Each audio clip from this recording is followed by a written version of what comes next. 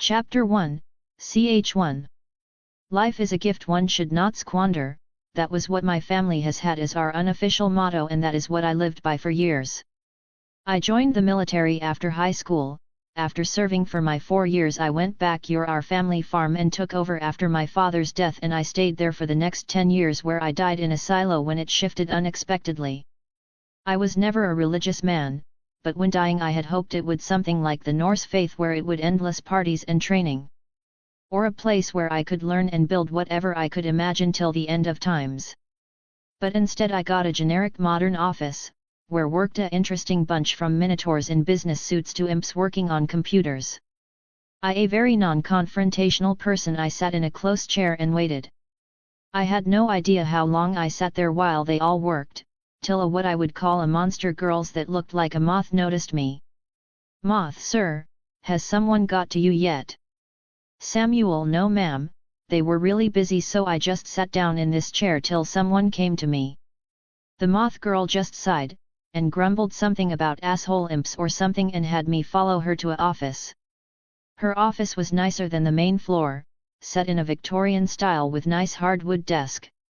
She sat me down and began to lol through a large stack of paper while asked me a variety of questions, from how old I was to what year it was. Moth, as the questions progressed, she became more and more frustrated, till she just went into a stream of swearing in variety of language that I do not think were meant for human ears. "Samuel, ma'am, what is the situation here? I know I am dead, but this is still very weird." "Moth, just call me Jenny, Samuel, you have earned that much. The situation is this: you upon your death were supposed to be reincarnated on your earth, where you would help set humanity to the stars. But because of a clerical error, your window to be reincarnated closed about 300 years ago. So now I have to deal with the shit show, and it is not your fault. So now, due to you being left here for about 300 years ago, you get 3 requests. Note, not wishes, these are requests. You will not have infinite power, and we will make compromises based off what you pick." Samuel sat and thought for a moment. 3 request: first would be location, second and last will be power. "Samuel, I want to be reincarnated in the world of Asoiaf. For my last 2 requests I want the celestial forge." Jenny: Okay, that will work, but you will have to take some drawbacks due to how strong the forge will become. First, you will be transmigrated to the stepstones, and you will only get a forge roll once a month for the first year, and after that once every year, and not matter what the roll, that is what you get, even if it is useless or overpowered. Now good luck. Samuel was then shunted out of the office, and was dropped off on one of the many islands of the stepstones. As for my first forge rolls: safety first, Cardcaptor Sakura, 200 CP. You can choose to be completely unaffected by your own magic when it suits you, including beings that were created by you or spells taught to others that you designed.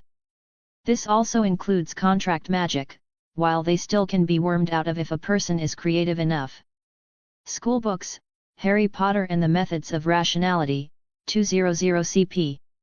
You gain a collection of all of your school materials for a 7-year course at Hogwarts, assuming defense against the dark arts is taught by a competent professor, assigning a high-quality set text for all 7 years, so in reality probably a bit better in that regard, as well as Muggle school up through British secondary school.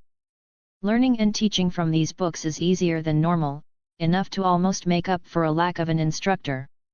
Lost or gifted books are replaced via OWL order within 1 week at no cost to you. Yes, even if there's no logical way for an owl to reach you with a full set of magical textbooks. If your starting age is above 11, you're assumed to have been learning at an appropriate pace from these books for however long you've been at Hogwarts, or should have been at Hogwarts in the case of a drop post jump. Anyone studying from a set of magic textbooks which they own gains the ability to use Atlantean magic. Gifted and regifted books never lose the magic granting ability. Stolen books do not grant magic until returned to the rightful owner. Day 1. With no fanfare I was dropped on my ass on a rocky beach. To my south was the ocean, which was a bright blue and went forever into the horizon. The west held was inland filled, which only had a small scattering of small tree, probably a cedar tree. I moved a little farther inland and began to figure out what all I had on my person, as I had no idea if this island was inhabited. My stuff came down to this. A set of medieval commoner's clothing. Multi-tool. Pocket knife. A book containing the knowledge of the HP verse that transforms into the many books. While the idea of just speed reading some transfiguration books and making a tent sounded great, sadly it would not work that way, as the perk didn't include a wand. Meaning the only usable things right now in the short term are the runes and potions, as basic runes will allow me to make crappy materials into decent tools and potions should allow me to survive easier. But before I can do any of that, I needed to figure out how big the island and if there are any people on it. So moving farther inland and climbing a small spire, I found out the island is about 60 miles, about the size of Honolulu, in diameter, and was a bowl shape, allowing the center to grow a small protected forest away from the harsh storms that batter the area. To the north there is a small bay big enough to fit a small ship and had a small crude jetty which at the moment held no ship. So another couple-hour trek, which this time I moved along the bowl of the island to try and see if there were any signs of animal life on the island. Which I only saw a small game like squirrels, signs of rabbits, a couple of foxes, but a large variety of birds from tropical species to even a small flying lizard-like one. Near sundown I finally reached the jetty and its small set of buildings, which had obviously not been used in some time. The roofs were gone, probably by some storm, and the jetty wasn't in any better condition. Half the boards were rotten. Looking into the building I found was probably a sleeping/meeting hall where travels would stay during the night. I did find some basic things like a pretty rusty knife, a hammer, and a broken saw, that better than nothing.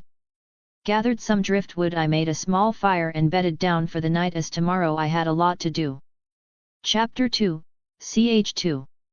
Day 2. After a night of unrestful sleep plagued by nightmares, I was awoken by the grumbling of my stomach, which I then realized I completely forgot to try and gather food or water yesterday.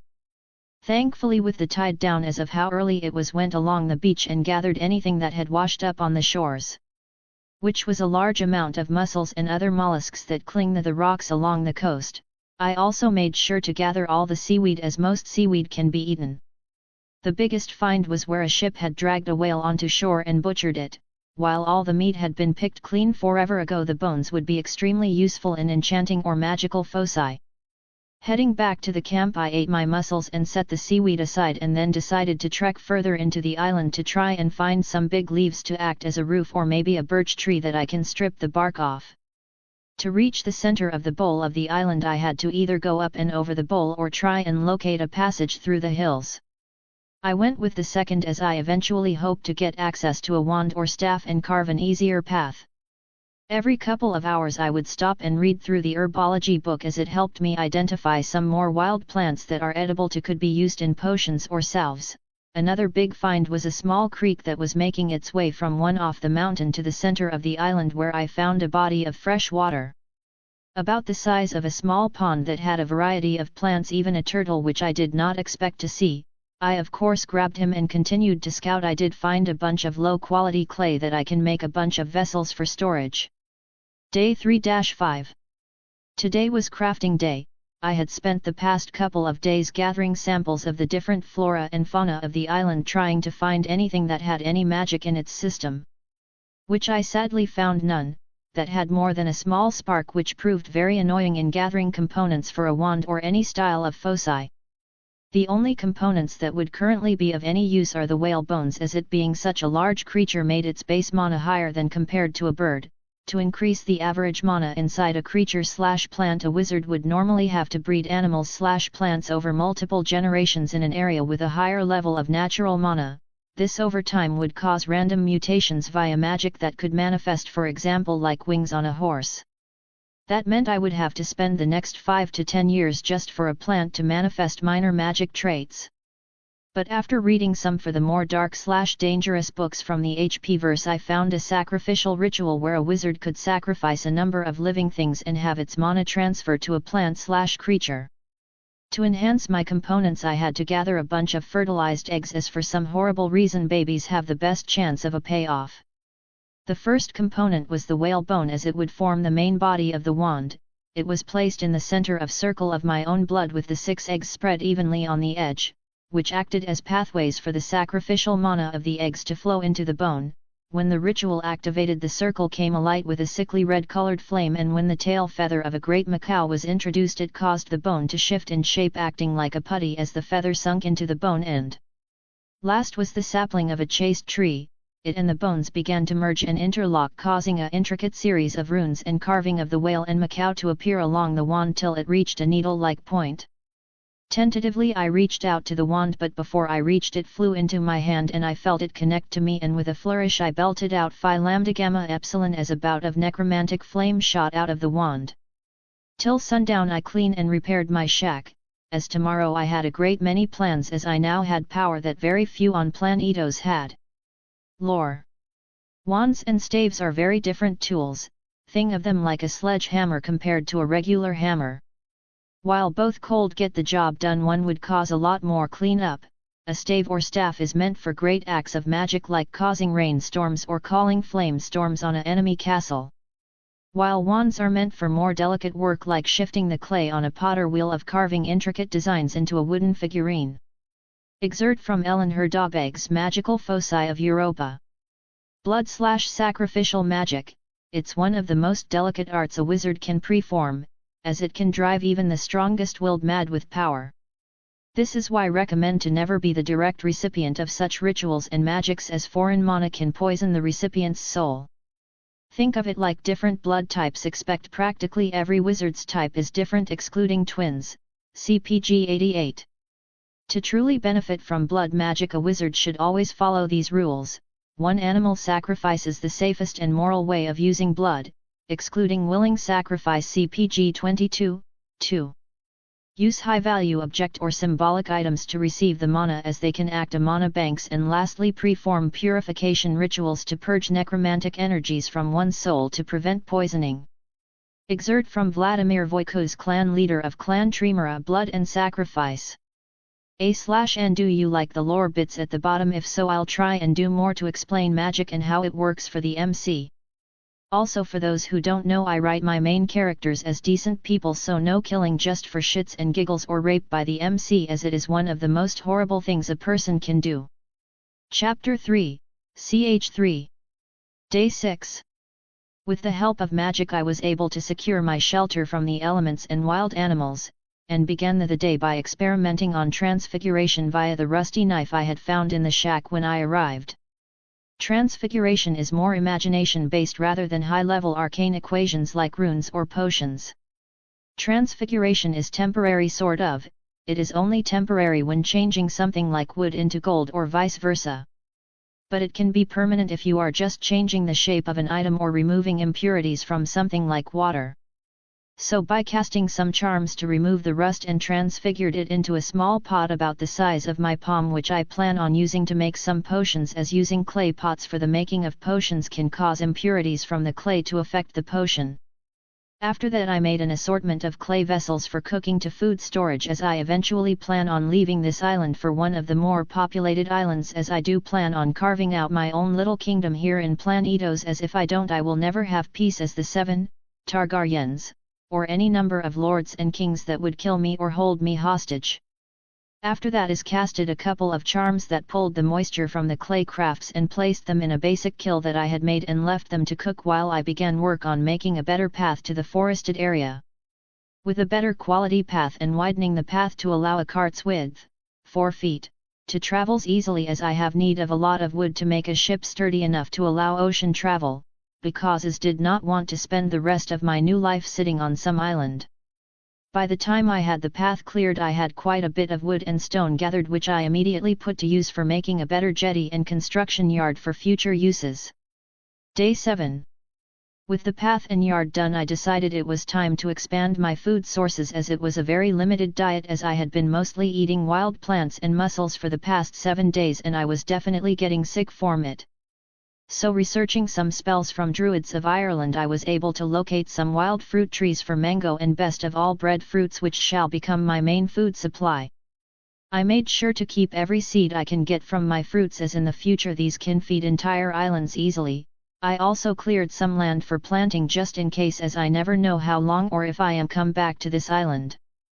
With food secured, I began on planning and designing my sailing ship, as I had a number of ideas and information from my HP books. I had a couple of ship designs per-made. My options are thus: a Viking-style long ship which would blend in but could be confused for iron-borne, or I could go for something like a pinnace, which is a much faster and modern ship that could outrun any ship in Westeros currently. I eventually settled on the pinnace, as I had very little experience fight at sea and outrunning would be a lot safer for me. Now, before adding any magic to the vessel, it will take at least 2 weeks of work in just building it, not including resource gathering, including that 2.5 weeks. But I of course will be adding magic enchantments like anti-lightning, space expansion for the cargo, and try and make a enchanted ballista or tube to shoot something. That will take a month altogether, but hopefully I'll get a good roll then. Day 8-14. It kind of bother me to be stripping this island of so many resources, but with magic I am able to reduce the amount of damage I am causing, as I do not need to gather iron for nails or make glues, as with magic I can fuse them all together. I of course wasn't just getting wood and such, as I would need to bring food for the journey, as I am not sure how long I will be at sea. To preserve the food I can use a preservation charm on some of my clay vessels. As for freshwater, magic solved that, and finally my key gave me access to my personal dimension, where I can store quite a bit of stuff for the journey, like a small garden, just to be safe. While building the actual ship, made sure to carve a variety of strengthening runes that will prevent capsizing and rocking in heavy seas, which is a godsend. As for the sail, it would normally be a mix of cotton and canvas, but mine is a bark that I had transfigured into a thin enough sheet to be used as a sail. In the evenings I read up runes as a defensive weapon on the ship. Besides myself would be awesome. Form the preliminary research. I could go down a variety of routes. One is a ballista that is enchanted to cause the spear to shatter on impact, long range. 2. Do away with the ballista and make a device that spews a jet of magical flame, short. And last is a based off a HPFIC, where the wizard made a laser based off the luminous charm and a glass focus, medium. I decided to go with the ballista at the front of the ship and 2 flamers to the sides as a anti-boarding measure. This is actually the easiest part, as it is just wood carved into a channel, and using some runes to launch the spear it should work fine. Day 14:30. Fucking glass. Had spent the past couple of weeks things of stuff to sell to sites, as I do not want to transfigure something into fake gold or something, because I need to keep good relationships with merchants. So using transfiguration as a way of skipping the building process, I made a bunch of glass vials, bottles, and a couple of panels of glass to sell to the cities. I also finished the ship along with its magical enchantments, which did include a compass, and at noon on the 30th day I felt the forge once again roll. Factorio database, Factorio, 400CP. A bulky data storage device containing the blueprints and software needed to construct and run all of Factorio's machines, weapons, buildings, and vehicles. With a loud whine and pop noise, a huge database of information was suddenly dropped into my head, and I let out a laugh, as my plans have suddenly changed, as I now have enough knowledge to arm an entire civilization with future weapons. Chapter 4, CH4. Month 1, Day 1-3. I still went out to sea and headed west to Dorne, as I needed information on the area and the time period I had found myself in. Last, I did not trust the settlements in the Stepstones, as they were more likely to rob me than some Dornish dock master. The problem is that I only had some rough idea of how long it would take to reach Dorne, about 2 days, which meant I will have to stay awake for most of the night, as I do not want to crash into something. During the day I did catch a couple of fish, which I decided to experiment on for healing magic, as I had long had the opportunity to try it out. Making a transfigured tank from my stock of wood and glass, I cast a diagnostic spell on the fish detailing its age, sex, and a variety of information from blood type to cholesterol levels. Then I moved on to actually casting healing charm, which is when things went weird. I had cast a simple wound sealing charm when my wand fought against me. Like it was resisting my attempts at healing, as if it was the very opposite of itself. I did stop on my second attempt, as it suddenly felt as if the wand would bite me for doing so. I then read through my HP verse book for why my wand would act as such. After spending the first couple of days just searching any books on types of magic and effects of blood rituals, until I came upon a book called Effects of Sacrifice, L1. which notes that objects forced into magical power can have issues casting certain spell or magic as the sacrificial mana is oppressed to healing-based effects excluding those that involve sacrificing another's life force to heal. Which will annoying can be worked on later, but after that I began planning on how to implement my knowledge from Factorio as it is more expanded than in the base game, aircraft, steel ships, and the infrastructure to support a modern civilization. I did spend a couple of days designing a smeltery to build as high-quality metals are extremely important in my future development as a steady supply is crucial. On the third day I finally saw the coast of Dorne where I had no idea but I did see a fishing village. Adam Faddle, day had been like many before it. He woke up in his home along with his wife and children and then went to work on the small fishing vessels his village had owned for 3 generations now. Then his day changed. A ship he had never seen before and a flag at the tip where it denotes a harp in the hands of a mermaid on a deep green color. It was also armed but the ballista was pointed skyward. He gave the order to head to the docks and put the village on alert as you can never trust random strangers. Only a half an hour had passed when the ship hit the docks and painted in bright gold lettering is the Explorer. Manning the ship is a man wearing merchant's quality clothes. His overcloak is also a dark green and his most prominent features are his stark white hair and crystal blue eyes. The noble brought his vessel against dock and yelled out, "I apologize for the inconvenience but I have been lost in the stepstones for a number of months and could use some directions." The man gave the gathered crowd of villagers a pleasant smile and waited for them to answer. The villagers then looked over to Adam who sighed and slowly approached the man. Adam then brought his hand out for a shake. "You are in the village of Dipsy Ferrets, on the tip of the broken arm of Dorne and I am head fisherman Adam Faddle. Now who are you sir as your vessel is nothing I have ever seen before." "Colt thank Mr. Faddle, I am Samuel Colt a man far from home and I am a craftsman by trade. Now if you would be so kind to give me the date and the direction of Sunspare as I have something to sell." "Faddle just stay along the coast for about 3 days and you will see the castle with a large overhang in a curved horn shape. As for the date it's 290 AC and not but a couple months ago the Ironborn rebelled against King Baratheon." "Colt thank you good sir, now if your people would mind can I dock for the night and leave in the morning and maybe trade some of the things I had made while lost." Faddle gave a nod and spoke to his village and the crowd dispersed, but quite a few looked over the goods I had made on the island and while at sea. Most are odds and ends like fishing hooks made of mussel shells or fishing spearheads made of bone and bunch of utensils. The small folk of course were not flush with spare coins or valuable trade goods. They did have quite a bit of things to barter with. Some brought loaves of bread, others herbs and spices that while common here are hard to come by elsewhere. I also made sure to get any scrap piece or rusted piece of metal for future use. So by the end of the day I had gathered an interesting mix of goods and information on how valuable certain goods are in comparison as in Sunspear I did not want to be swindled by the merchants there. Month 1, Day 4-6. I did leave the next morning with an invitation to come back with more goods as they did not receive many merchants and they were quite happy with my bone goods. So I headed farther south letting the magic of the ship keep a steady heading while I worked on my garden in my workshop as with the steady growing supply of seeds and plant samples I decided to go ahead and start the magical breeding program. Which I had come up with a number of ways to speed up the process for plants and indirectly animals. By using some rituals of Demeter L2 and runic arrays from Eastern Asia that pulled the natural flowing mana of the world into a concentrated area, that I had put on some clay pots. L3.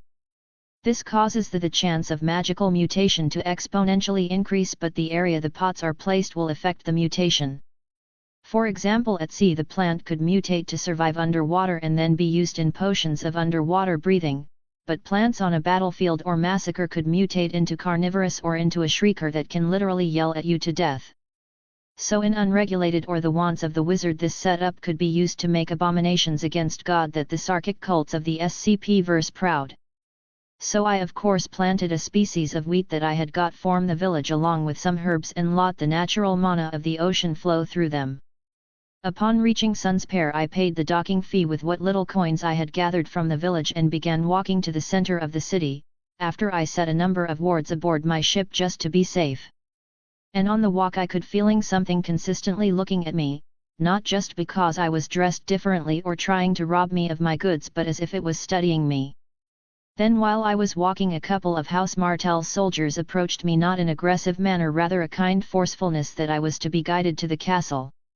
I, not being in a position to fight my way out of the heart of a city filled with guards, agreed, but began to study the guards and their gear, and what surprised me was the presence of silk in certain places, but the forge corrected this as it wasn't just regular silk, rather spider silk, and I suddenly felt a pit form in my stomach as I glanced around the area and saw the many bugs that didn't behave in a correct way to organize.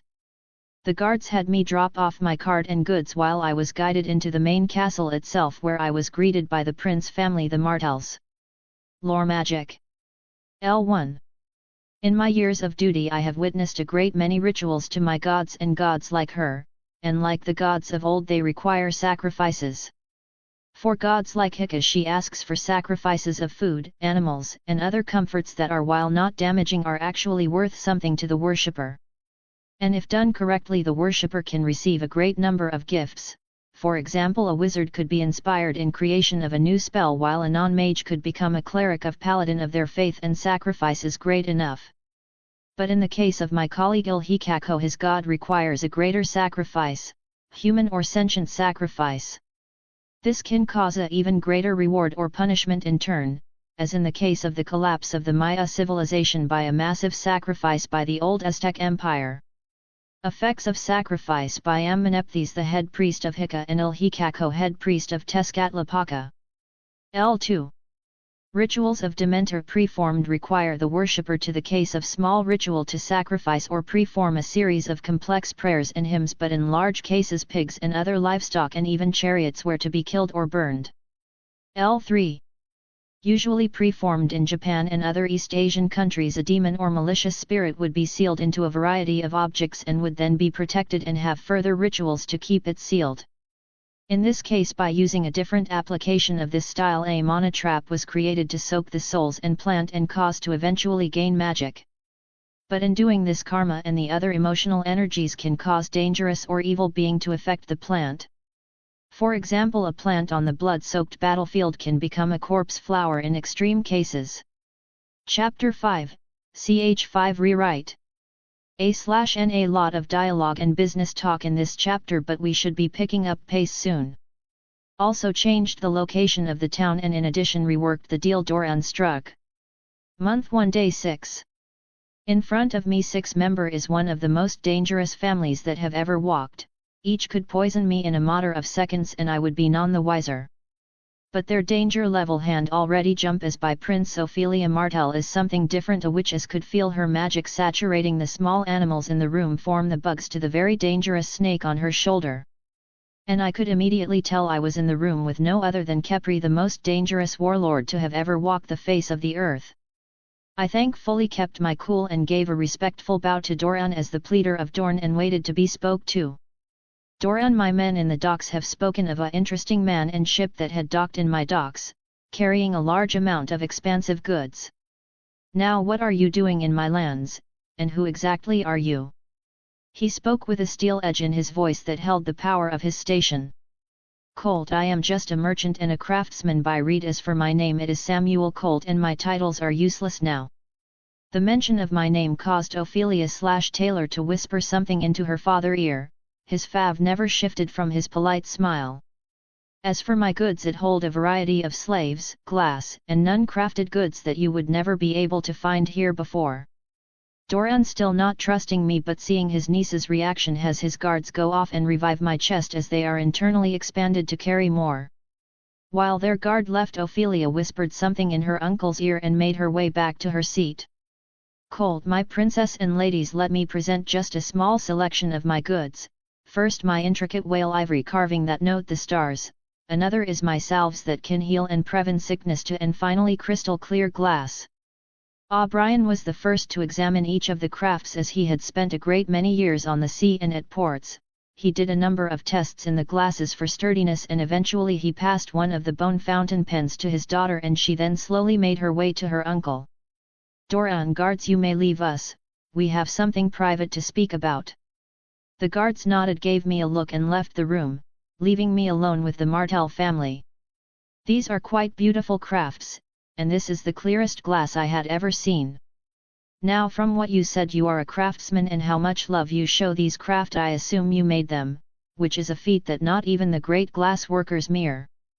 So I have a great many questions of how you came about this knowledge, but my niece has advised me to say this golden morning and Sion. I cracked at those words to my shame.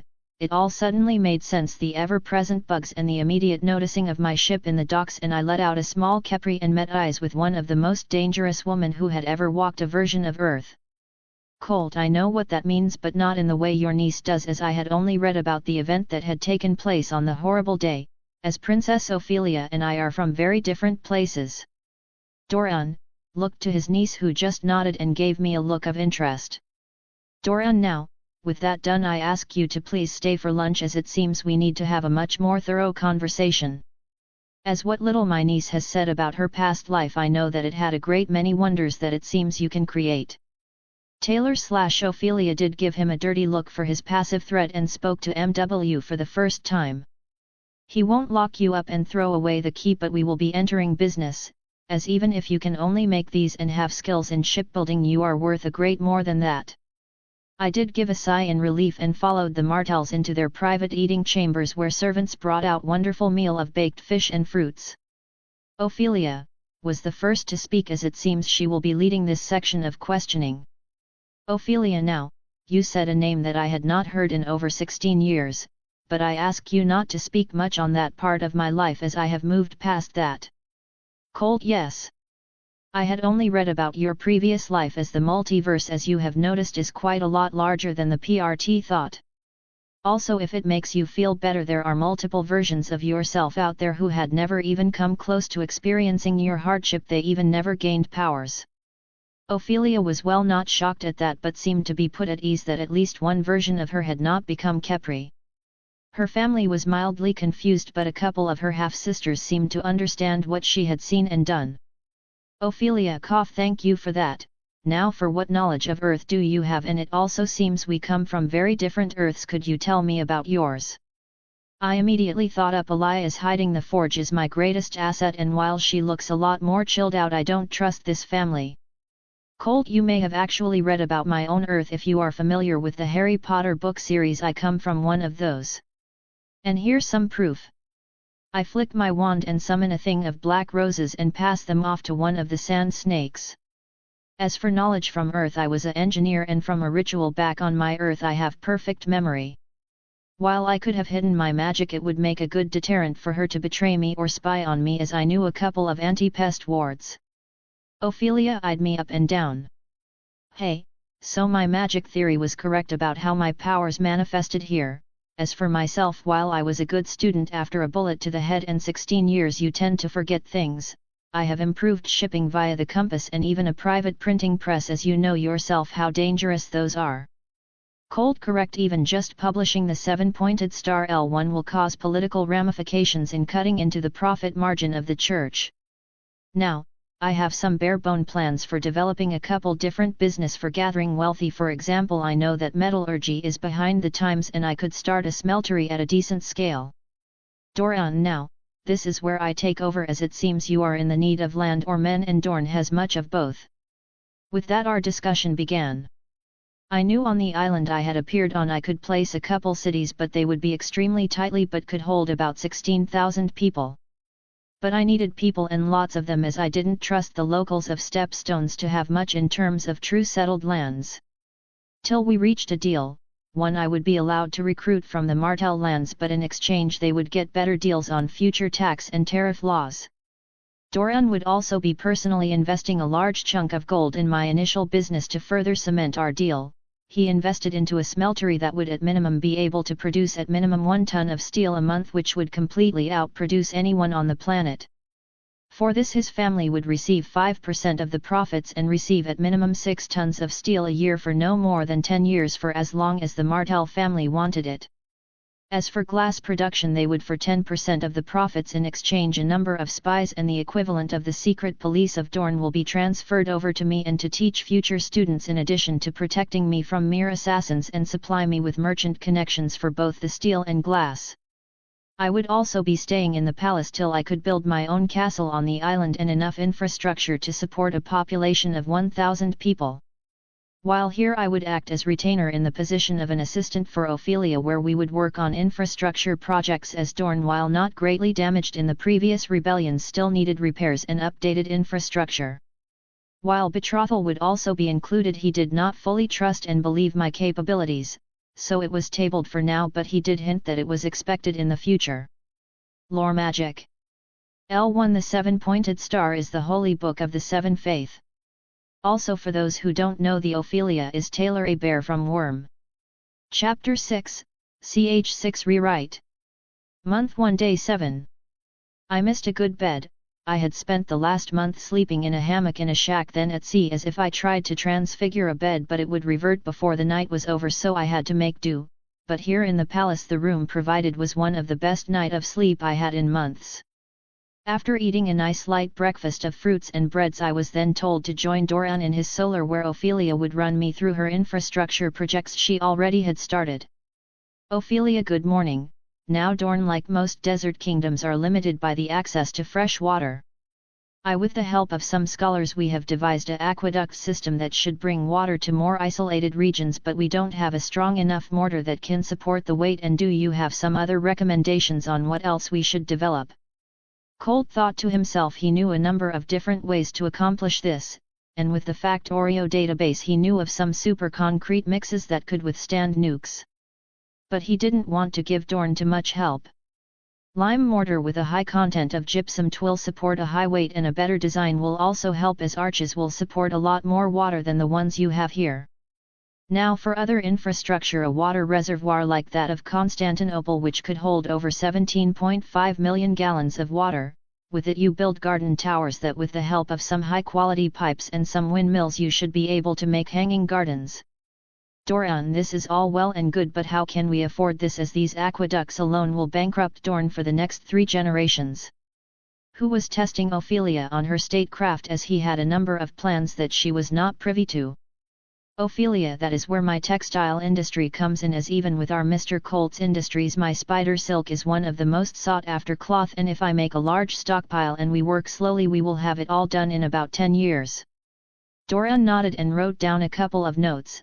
I took a quick look. It was a ledger of the budget of Dorn, and Doran then looked to me. Colt, if you are willing to pay for the regents, I can breed some magical versions of spider to be larger, or introduce a potion regiment for it to come out in interesting colors. While they would be very few in number, for about 5 years they, for example, could be very resistant to non-magical weapons in addition to very strong poisons. I would also benefit from this, as more magical animals would also benefit me, as magic is a huge positive feedback loop. The meeting went into the more specifics, like where the aqueducts would run through and what I would need to make her spiders. To develop her spiders I would need quite a bit of various potions to increase its size to that of a small dog, as I didn't want to make the giant ones. The chosen pair of spider would then be placed in a multi-chambered clay vessel designed to gather the ambient mana and funnel it into the spider.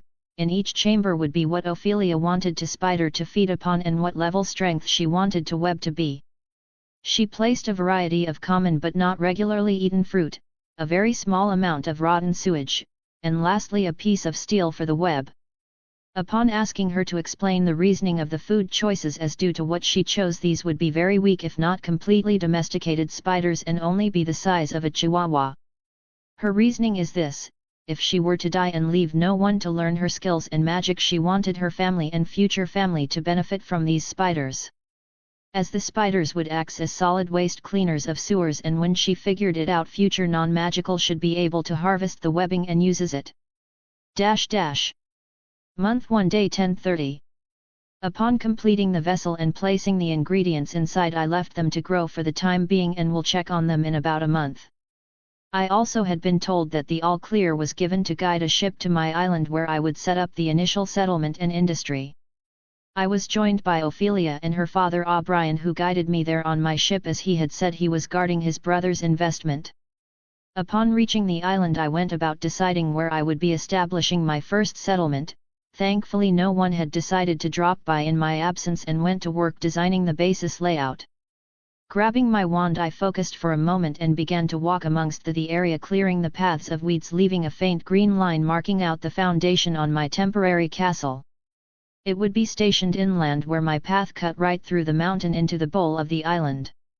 There, a perfect square 120 feet by 120 feet there, the fortress has 4 turrets with square bases, each one 20 feet on a side and 30 feet tall, with 1 turret on each corner.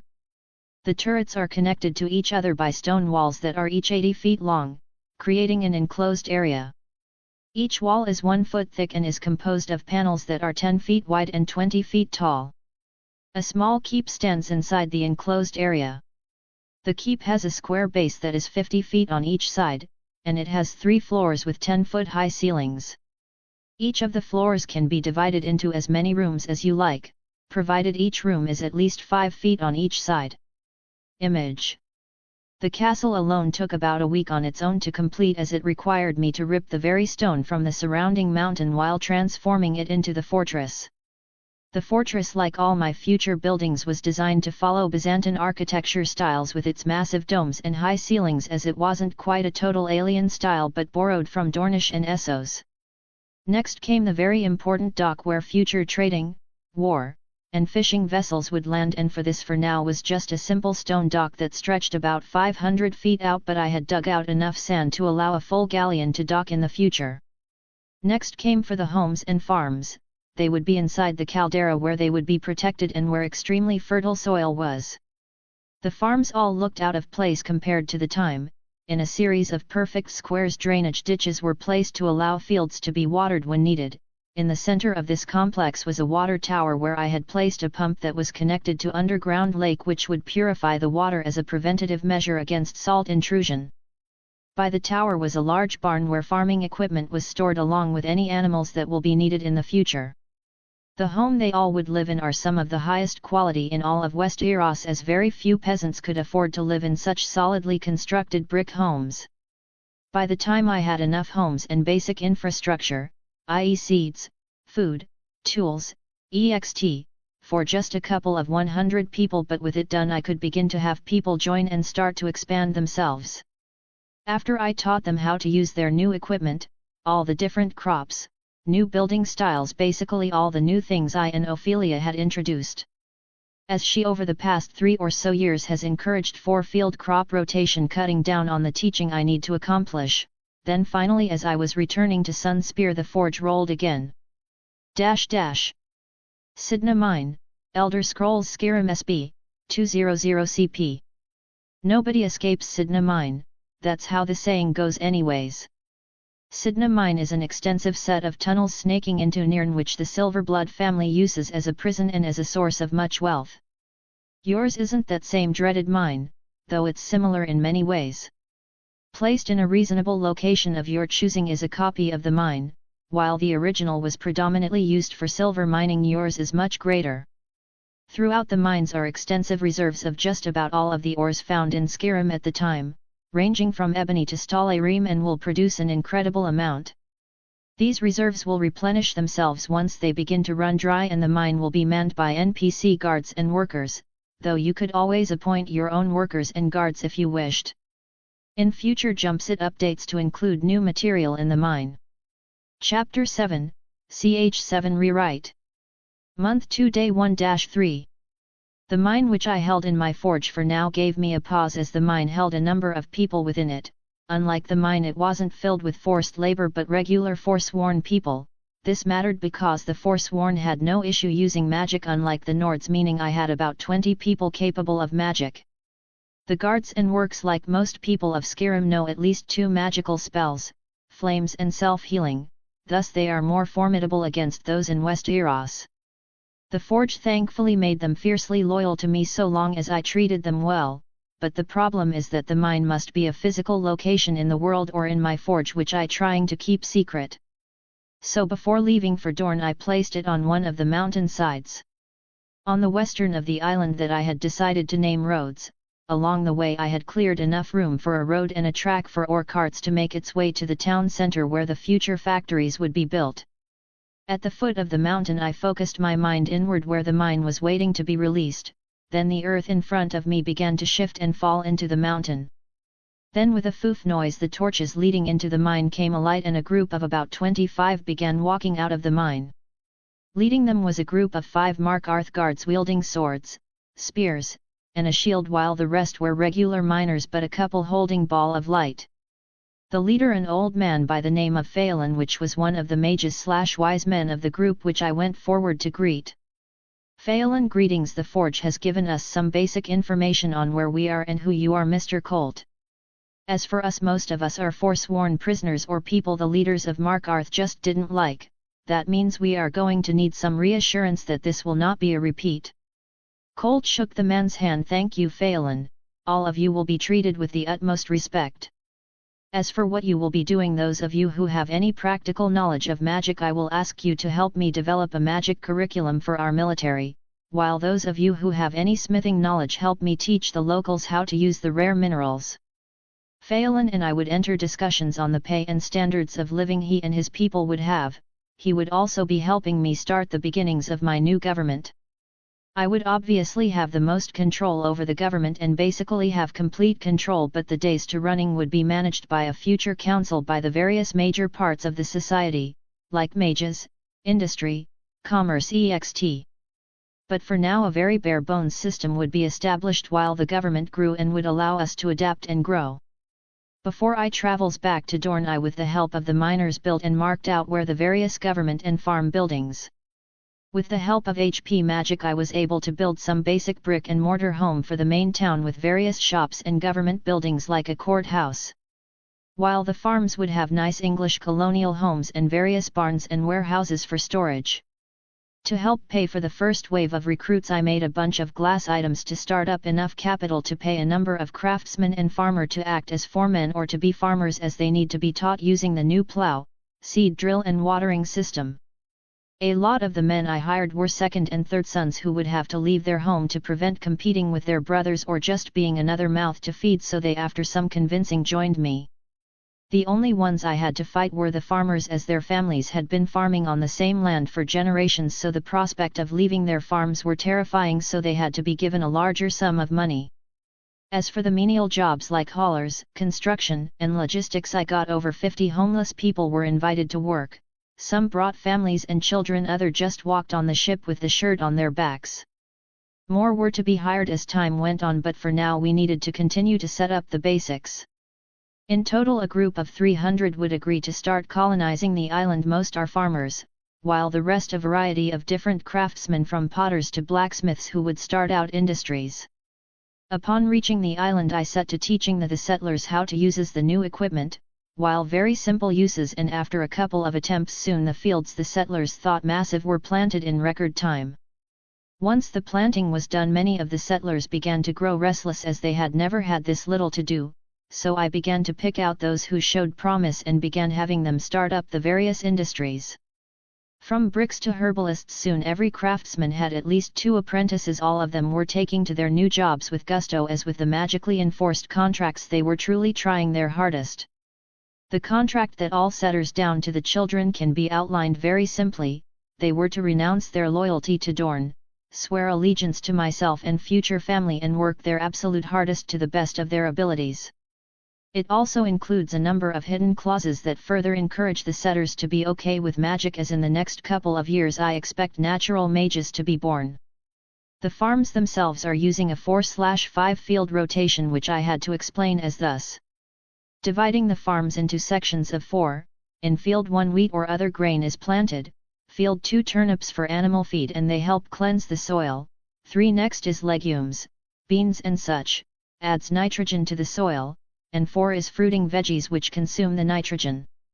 Plants also will change with the seams, like growing squash in the winter months, but with the climate of Dorne it is not that big of a problem. In addition, area have been set aside for cash crops like cotton grows very well here, and eventually we will have a textile mill. Most of the food is being stockpiled for now as we have no real stores ready, but in the coming months most will be sold to the war front as the Ironborn have begun to rebel. As for how I will be making money, that is kind of complicated, as due to some loopholes and creative interpretations of tax laws I and the Martells can make a steady profit. As in their coming months I plan on opening the factories that I had promised the Martells, as with the Iron Rebellion in full swing the need for high-quality steel is high. For the steel it will not be sold outside of Dorne till the loyal nobles have all their arms are replaced with high-quality steel. These purchases are being partially subsidized by the Martells, so within the next 2 months they are ready, and most of that time is transportation, as Dorne is about the size of Europe and even sea travel is long. Once that is done we will be allowed to sell to the civilians of Dorne, and after a period of 2 months I will be allowed to sell to other kingdoms excluding the Westerlands and the Iron Islands for obvious reasons. For glass I have complete free range. Large panels are going to be sold to the north for greenhouses, but literal tons are going to the Westerlands for an extreme price, as of course the Lannisters must have the best. Also, since the north is not the richest land, we will of course oh so kindly take to a of high quality wood, which will be made into ships to be built for my conquest of the stepstones. With the chance of Ironborn raids increasing while on a trip to Dorne, I got a hold of some of the local veterans of the war to start training some guards for the island till patrol ships could be built. These men will act as heavy infantry and help train the next group for light infantry. They are wearing an interesting mix of modern and old kit, from the modern a pack, a compass, canteen, and the equivalent of a adventure pack from D&D. The old kit is the armor and weapons, as I am not in the position for gunpowder development, as a contingent of Ironborn could take out my island easily. The armor is a lightweight scale mail, as in high temperature place like Dorne it is very important to stay cool. In terms of weapons they are equipped with maces and war hammers, as these men are going to be fighting knights. They are also equipped with a hold-out knife. Chapter 8, Clarification. I got quite a few comments about Taylor and the plot so far. One, Colt didn't have a choice in staying or leaving even with magic. His was in a city surrounded by guards and Taylor who would swarm him with bugs and smaller animals. 2, Colt needs allies, unlike in my other FICS where they start off in a position of power and loyal men and women. Colt has none of that. 3, Colt is a man of morals and principles. He won't just betray someone for $1 kind of guy. 4, the presence of Taylor completely changed his plans. He isn't the only one changing the game, as there could be a number of other inserts, hint hint. 5, him just dropping in on an island and brainwashing a small island would be really boring. 6, I want to explore more of the world than I have previously, as if you have read my other FICS my world building could use some work. 7, as I mentioned in the story, contract magic can be worked out of since the people of Westeros are not dumb. 8, for those who dropped the FIC, okay cool, check out some of my other stuff, but I just do this for fun when I have time. 9, Colt will eventually start his own kingdom, more authoritarian dictatorship, but he needs infrastructure, men, weapons, and entire logistics core to support those needs. Spoiler. Spoilers about the plot of the FIC and what to expect in the future. Seriously, stop if you don't want spoilers. He has developed the village to act as a command post and recruitment center for his army, as a group of well-trained and managed men can quickly take over an island. Speaking of islands, the major islands of the Stepstones vary in size, the smallest being about the size Rhode Island while the biggest being Vermont, and altogether the islands chain has over 50 individual islands, and Indiana total landmass is about the size of New York State.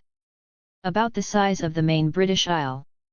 He will also be in a political alliance with Drone, as he will need them for the short and medium term till he can stabilize and cement his rule over the islands. 5 years into his rule of the islands he will begin hearing stories about the other reincarnated people, which have had varying degrees of success in their advancement of their countries. Some will have let the knowledge of black powder and other 17th century ideas out, while some will be saved by Colt and having them work for him in exchange for helping them return home in some cases.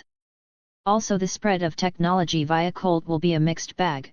He will keep things like guns, steam's power, and anything beyond the 17th century to himself till the situation changes. Magic will also not having an army of mages is dumb, but in doing this HP magic will eventually spread though the world via bastards and brothels. Chapter 9, Ch8. Month 2 Day 15/285 AC. With the Ironborn Rebellion in full swing I was able to begin my war profiteering, as with my manufacturing knowledge and magic I have started the beginnings of steel production. As to why high-quality steel or iron is such a rare thing to have in this age is due how steel is made right now is being made by the crucible process. The crucible process is basically melting pig iron or cast iron alongside of a variety of fluxes, then wrought iron, which is iron that has been worked to remove slag. This would allow the higher carbon pig iron to diffuse the carbon into the lower carbon wrought iron. This process is very intensive on the smith. And once the metal cooled, it form a type of non-homogeneous steel. This would look like wood steel, leaving a very intricate pattern. Instead, I worked on making a blast furnace in an oxygen vessel. The blast furnace is a tall furnace where coke, iron, and limestone are poured from the top, where it sits at the bottom, where a bellow wild blow air through, pushing the slag to the top, allow the production of pig iron. That iron is then moved to the oxygen vessel, where pure oxygen is pushed into the iron, which will reduce the carbon content of the steel to below 1%. The steel produces here is only meant for tools and weapons. Anything outside of this, it will have a short shelf life. For example, steel-hulled ships will need an alloy with different metal to resist the ocean. Most of this metal is being sent to my new forge facilities, and with the Factorio database, its personal drills and safety equipment has allowed the island to produce thousands of pounds of steel a day, which could be more, but our burgeoning kingdom doesn't have enough population. The population has reached 1,000 just recently, but has stalled due to Doran refusing to allow young men that could be levies to leave his lands. I could simply wait for the war to be over and continue to slowly grow, but this is boring and would continue to tie myself to Dorn, so we need to go on the offensive, and with the new perks given by the Forge we will allow this. Hangar, Ace Combat, 100 CP. Planes are fine when they're going through the air and dealing with enemies. But leaving them to the elements and the outdoors when they're not in use? Well, that just seems really crass. You need somewhere to store your vehicles and planes when you're not busy destroying anything that's not on your side, and that's what these establishments are for. It's not the most fancy thing in the world, but it'll serve its purpose and make sure your means for vehicular slaughter are in prime condition for their tasks. For an additional plus 50 CP, included in above cost, these hangar bays also come equipped with special clamps and harnesses to make refitting and refueling any planes go much more quickly than they would if you were using them by hand. For sea-based bases, this also means you have docks for boats and submarines. Friendly Replicator Android V2, Stargate Atlantis, 400 CP. Once McKay, or you, gets the nanite table in Atlan's working, you will find blueprints to produce a friendly replicator android. Fran V2 has a blank slate of memories and a somewhat naive and innocent personality. It can alter its own appearance and interface with the minds of other humans and replicators, and presumably Wraith, by establishing physical contact, but can't alter her own coding. Fran 2's default appearance can be either the same as Fran's or to your specifications. Her systems are hardwired without the ability to self-replicate. With enough samples and the right skills, the blueprints allow you to unlock further secrets of the replicators.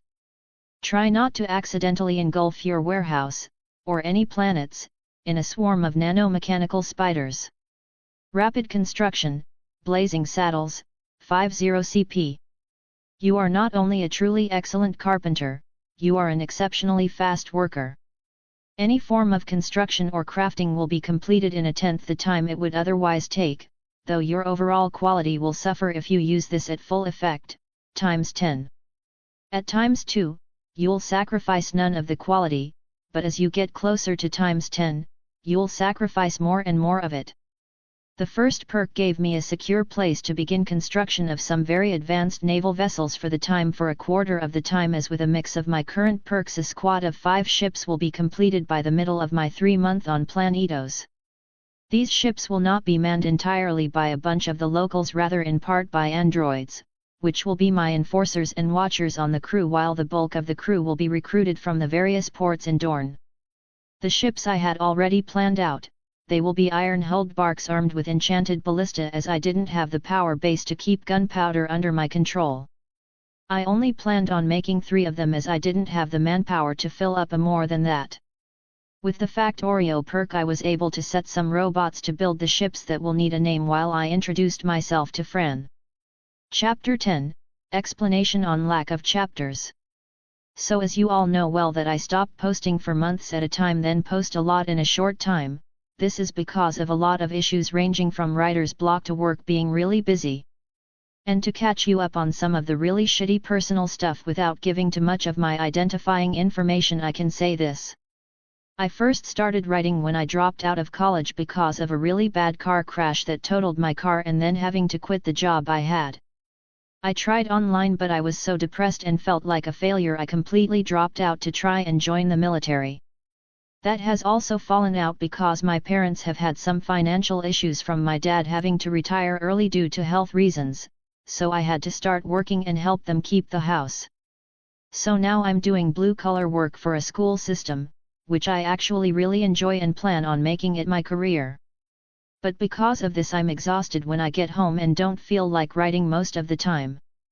On top of this I was diagnosed with depression and have been struggling with that, but with the summer starting I will be writing more with the help of my new medication. So expect more chapters and it will probably be a little weird. Thank for reading everyone. New chapter is coming soon. Write a review.